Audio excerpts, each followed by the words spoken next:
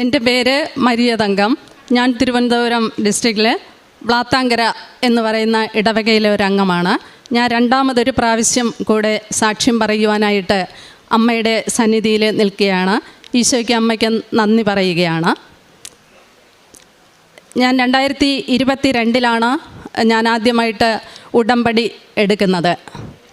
എന്നാൽ 4.5 വർഷത്തിന് മുൻപ് ഞാനൊരു ക്യാൻസർ പേഷ്യൻ്റായിരുന്നു. എല്ലാ ട്രീറ്റ്മെൻറ്റും കഴിഞ്ഞ് ഞാൻ റെസ്റ്റ് എടുക്കുന്ന സമയത്താണ് ഞാൻ വന്ന് ഉടമ്പടി എടുക്കാനായിട്ട് എനിക്ക് സാധിച്ചത്. അങ്ങനെ ഇരിക്കുമ്പോൾ ഈ 4.5 വർഷം കഴിഞ്ഞ വർഷം വീണ്ടും ഞാൻ ഒത്തിരി മെലിഞ്ഞു, വെയിറ്റ് കുറഞ്ഞു. 60-ൽ നിന്ന് 40-നും താഴെ വെയിറ്റിലേക്ക് മാറി.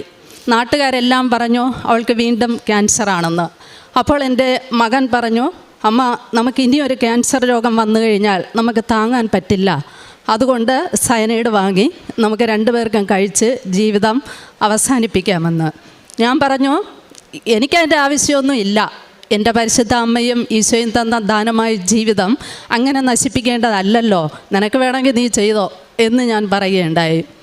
എന്നിട്ട് ഞാൻ ഇവിടെ വന്ന RCCയിലെ ട്രീറ്റ്മെൻറ്റിന് സാധാരണ ചെക്കപ്പിന് പോകുന്ന സമയത്ത് ഞാൻ ഈ വിഷയം പറഞ്ഞു. വെയിറ്റ് നോക്കി അവരും അത്ഭുതകരമായിട്ട് എല്ലാ ടെസ്റ്റുകളും ഒന്നും കൂടെ ചെയ്യണമെന്ന് നിർബന്ധം പിടിച്ചു. ഞാനിവിടെ വന്ന് അച്ഛനെ കണ്ടു. അച്ഛൻ സൈത്ത് തന്നു, പൂശി പ്രാർത്ഥിക്കാൻ പറഞ്ഞു, സാക്ഷ്യം പറയണമെന്ന് പറഞ്ഞു. ഞാൻ RCCയിൽ പോയി എല്ലാ ടെസ്റ്റും അവിടെ നിന്ന് തന്നെ ചെയ്യണമെന്ന് പറഞ്ഞു. സ്കാനിങ്ങിന് എഴുതി തന്നു. അബ്ഡമൻ്റെ ഒരു അൾട്രാസൗണ്ട് സ്കാനിങ് എടുക്കാനായിട്ട് പറഞ്ഞു. സ്കാനിങ് എടുക്കാൻ പറഞ്ഞപ്പോൾ തന്നെ ഞാൻ പരിശുദ്ധ അമ്മയോട് പറഞ്ഞു, അമ്മേ, അമ്മ വന്ന് സ്കാനിങ് എടുത്ത് എനിക്ക് നെഗറ്റീവ് റിപ്പോർട്ടാക്കി തരണമേ എന്ന്. സ്കാനിങ്ങിൻ്റെ അന്ന് രാവിലെ RCCയിൽ പോയി അവരുടെ ഗ്രീൻ റൂമിൽ 3 പേരെ കയറ്റി. അതിൽ 2ാമത്തെ ആളായിരുന്നു ഞാൻ. ഈ കയറുന്നതിന് മുൻപ് ഞാൻ അമ്മയോട് പറഞ്ഞു, അമ്മേ, എൻ്റെ കൂടെ വരണേ എന്ന്. ഞാൻ അകത്ത് കയറി സ്കാനിങ് പെട്ടെന്ന് എടുത്തു. റിസൾട്ട് പെട്ടെന്ന് കിട്ടി. Spleen, kidney, liver, heart, pancreas എല്ലാം നെഗറ്റീവായിട്ട് എനിക്ക് റിപ്പോർട്ട് നൽകി. ഈ റിപ്പോർട്ട് ഞാൻ ഡോക്ടറെ കാണാനായിട്ട് കൊണ്ടുപോയി. ഡോക്ടർ പറഞ്ഞു, ഒരു കുഴപ്പമില്ലല്ലോ, ഇനി ഒരു മെഡിസിനും വേണ്ട കേട്ടോ, ഡിസംബർ വരെ കഴിച്ചുകൊണ്ടിരിക്കുന്നത് കഴിച്ചാൽ മതി എന്ന്. ഈശോയ്ക്കും അമ്മയ്ക്കും ഞാൻ നന്ദി പറഞ്ഞുകൊണ്ട് ദൈവനാമത്തെ മഹത്വപ്പെടുത്തുകയാണ്.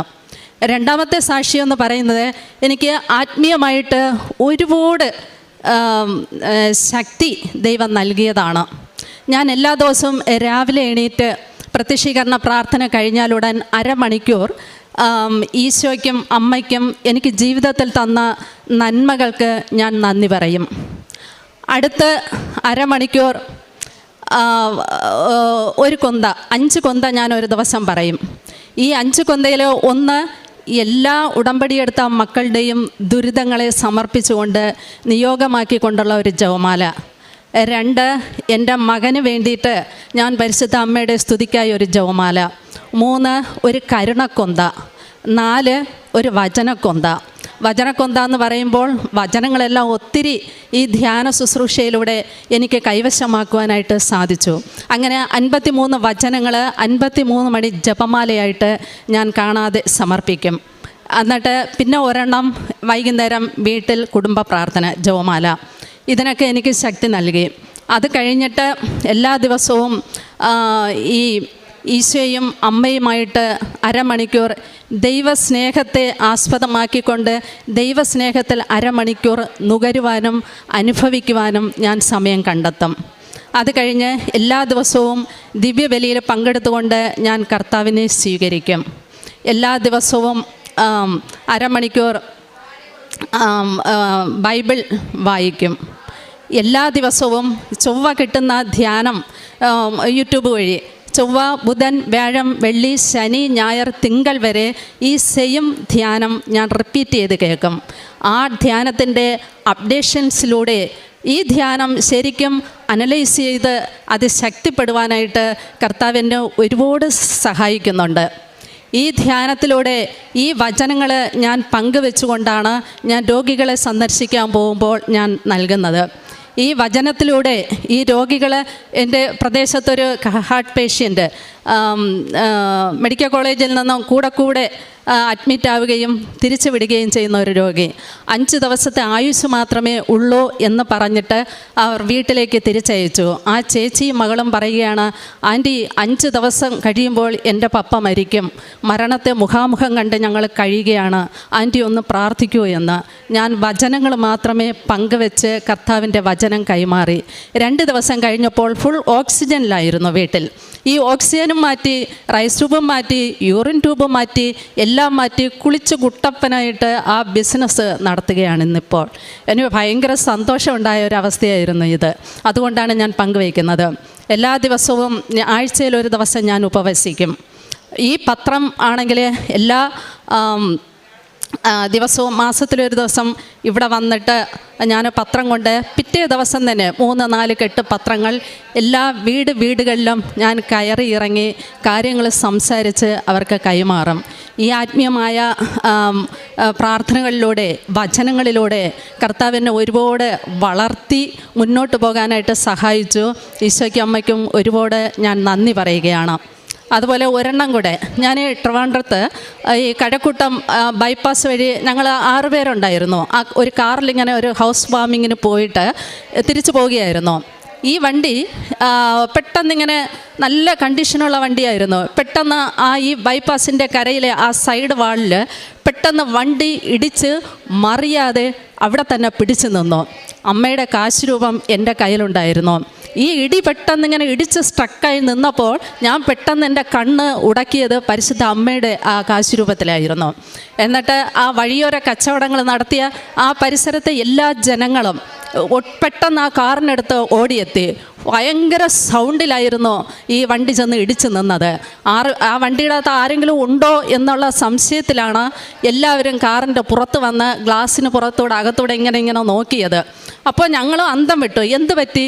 ഒരു ചെറിയൊരു സൗണ്ട് മാത്രമേ അകത്തിരുന്ന ഞങ്ങൾ കേട്ടുള്ളൂ. എന്നാൽ വലിയൊരു അപകടമുണ്ടായിരുന്നെങ്കിൽ ഇന്ന് ആ 6 പേരും 6 വീട്ടുകാർക്കും ഞങ്ങൾ അതിന് മറുപടി കൊടുക്കേണ്ടതായിട്ടുണ്ടായിരുന്നു. അപ്പോൾ പരിശുദ്ധ അമ്മയുടെ ആ പ്രത്യേക കാരുണ്യത്തിനും കൃപയ്ക്കും ഞങ്ങളെ സംരക്ഷിച്ചതിന് നന്ദി പറഞ്ഞുകൊണ്ട് I will give a lot of thanks to our beloved mother Mary and Jesus. Thank you. നിയമാവർത്തനം 30:14 നാം വായിക്കുന്നു. വചനം നിനക്ക് സമീപസ്ഥമാണ്, അത് നിൻ്റെ അധരത്തിലും ഹൃദയത്തിലുമുണ്ട്, അത് പ്രാവർത്തികമാക്കുവാൻ നിനക്ക് കഴിയും. മരിയ എന്ന ഈ സഹോദരിയുടെ സവിശേഷമായ സാക്ഷ്യം നമ്മുടെ ജീവിതത്തെ ഒരല്പം കൂടി ഗൗരവത്തിൽ ആത്മീയമായി വളർത്തുവാൻ ആവശ്യപ്പെടുന്നതാണ്. ഉടമ്പടി ജീവിതത്തിലേക്ക് നാം പ്രവേശിക്കുമ്പോൾ നമുക്കത് കാഴ്ചപ്പാടുകളുടെ വ്യത്യാസം നന്നായി നൽകുന്നുണ്ട്. ലോകത്തിൽ വെറുതെ അങ്ങ് ജീവിച്ചു പോവുകയല്ല, ഓരോ നിമിഷവും വില കൊടുത്ത് ജീവിക്കുന്നവരായി നമ്മൾ മാറുകയാണ്. ദൈവത്തിന് പ്രിയപ്പെട്ടൊരു ജീവിതം, മനുഷ്യരെ അനുഗ്രഹിക്കുന്ന ഒരു ജീവിതം, അത് ഉടമ്പടി ജീവിതത്തിലൂടെ നമുക്ക് കൈവരുന്നതാണ്. പ്രാർത്ഥനാ ജീവിതത്തെയും ആത്മീയ ജീവിതത്തിൽ വന്ന വളർച്ചയെക്കുറിച്ചും വിശ്വസ്തയോടും സ്ഥിരതയോടുമുള്ള പ്രാർത്ഥനയെക്കുറിച്ചും ഈ സഹോദരി നമ്മോട് പങ്കുവയ്ക്കുന്നുണ്ട്. ജീവിതത്തിൽ ഒന്നിനു പുറകെ ഒന്നായി വരുന്ന നന്മകളെ ദൈവസന്നിധിയിൽ നന്ദിയായി സമർപ്പിക്കുമ്പോഴും അതിനോടൊപ്പം എന്നെ സംരക്ഷിക്കുന്ന ഒരമ്മ കൂടെയുണ്ട്. എൻ്റെ ജീവിതത്തിൽ ഞാൻ വിളിച്ചു പ്രാർത്ഥിക്കുമ്പോൾ ഉത്തരം തരുന്ന ഒരു തമ്പുരാൻ കൂടെയുണ്ട്.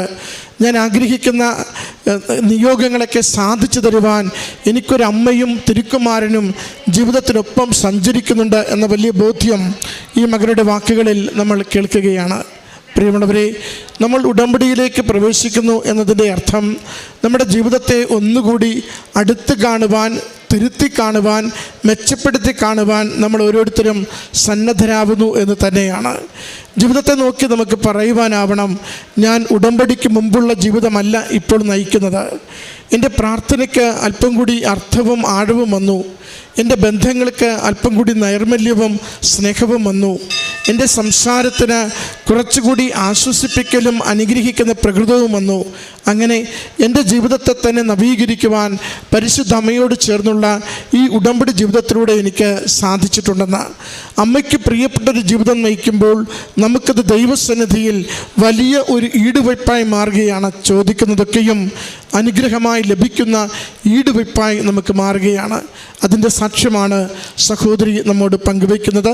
അമ്മ മാതാവിനും തിരുക്കുമാരനും 1000 നന്ദി പറഞ്ഞുകൊണ്ട് കരഘോഷത്തോടു കൂടി ഈ സാക്ഷ്യം നമുക്ക് സമർപ്പിക്കാം.